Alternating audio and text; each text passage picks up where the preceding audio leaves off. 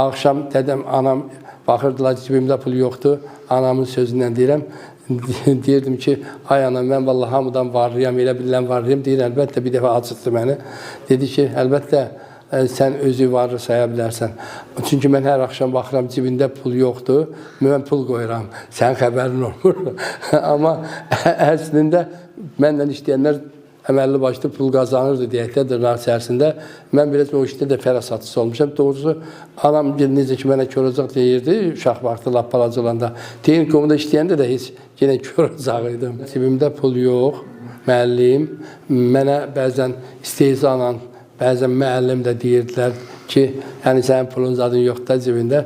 Mən doğrusu, əslində onu qəbul eləmirdim, amma onlara da bir deyil, iki deyil etiraz eləyə bilmirdim. Məni toylarda da mücazat qoyurdular ki, bunun pulu zadı yoxdur, həm də utanmazsın, həm də güvənli adam, etibarlı adam kimi, yəni qələmi mən tuturdum, kassa mənə verirdilər. Amma mən əslində özümü elə düşünmürdüm, elə fərasatsız. Elə oldu ki, mənim taytuşlarımın belə imkanlı olmağının bir səbəbi də belədir ki, Rusiyaya o vaxtlar malzat vururdular, aparırdılar. Əhalidən, kəndlərdən tədarük edirdilər müxtəlif kənd təsərrüfat məhsullarını. 3-5 adam toplaşırdı.